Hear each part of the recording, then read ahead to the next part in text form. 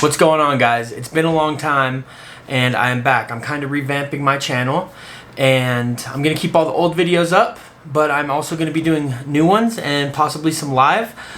We vended the reptile show in Carson City about 2 weekends ago, and yeah, so I figured what better way to start out than a hatchling gargoyle gecko video. If you guys haven't watched my old videos, I am a gargoyle gecko and crested gecko breeder. I've had lots of reptiles over the years, but I have decided to stick with just this. So in this video, we're going to be covering the care for hatchling gargoyle geckos. And pretty much the same thing goes for crested geckos as well, but as I specialize in gargoyle geckos, I'll be showing you guys that. Alright, so let's get into it. Alright guys, so what I keep all my geckos in, and I highly suggest any hatchling gargoyle gecko, is the Sterilite 6-quart shoebox containers with a vent. So I use a 2-inch hole saw and drill it into the side for ventilation, because you have to vent them obviously. And basically their enclosure is just like this. And you'll see one of my little babies in there probably crawling around.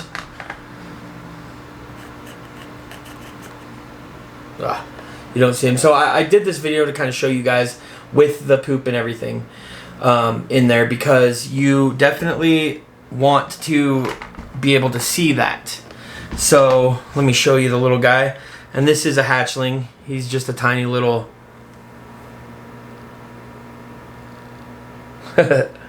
tiny little guy. They do like to jump, so I'm gonna put him in there. So basically what I have going on here is I've bought the pipe insulation from Home Depot, and you just cut that for a hide, and then some fake plants, and then I use a contact lens container for their food and water. And as you can see, he's eating all of that. So getting down to everything, like I said, you vent it. The best substrate to use, in my opinion, at this age is paper towel.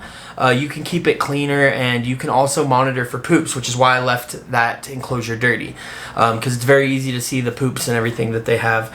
So yeah, moving on, they are semi-arboreal. So like once they do bigger enclosures, you're gonna want to raise the height versus the length. But this size is perfect for them to like be able to find their food, and you can monitor them a lot easier on it. Also, gargoyle geckos are known to be more carnivorous, and so you don't want to you do not want to house two hatchlings together at all, which is also why the shoebox container is perfect for them. So yeah, their temperature is between 75 and 78. You don't really want to go too high above 80. They are a little more temper tolerant. They are a little more temper tolerant than crested geckos, but like I said, I just would not go above 80 at all. So I like to give it that little buffer at 78, and they can go down as far as like 70s and everything like that. So their humidity is 60 to 80%. So if you are using a container like this, which like I said I would highly suggest for the babies, if you're using a container like this, you don't even need to spray every day. And I obviously, with the little contact lens, I use their for food and water on one side. But you basically want to let it dry out completely before remisting, because they are prone to bacterial infections if it is too moist.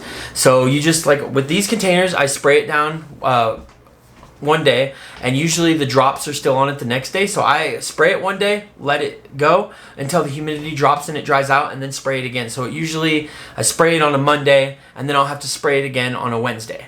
So yeah, like I said, humidity is really important though, but you do want to spray it, give them a good spray. They do like the humidity. Okay, so feeding. This is one of my favorite things, obviously. So what I like to feed is Pangea fruit mix, and this one is the figs and insects, because gargoyle geckos are a little more carnivorous, or so it is better to feed them with a little more insects. And then also any of the Repashy brands of the fruit mix, or the Repashy MRP, which is meal replacement formula.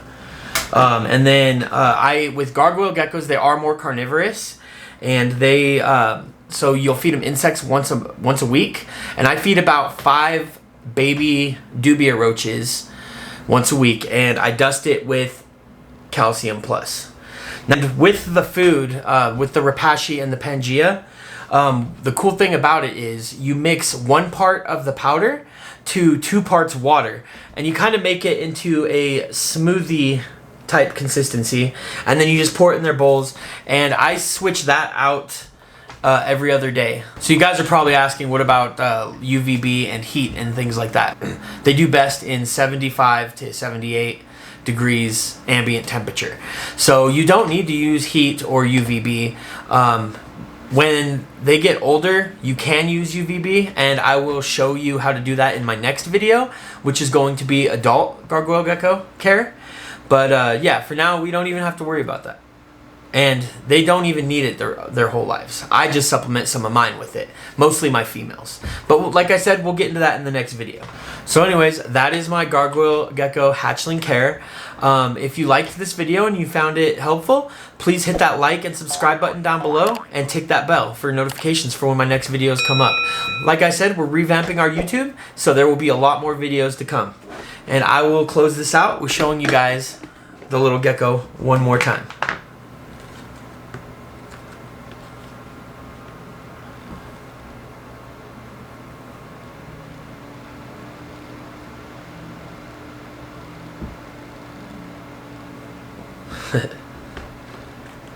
Alright guys, I hope you enjoyed this video, and thank you for watching. Have a great day.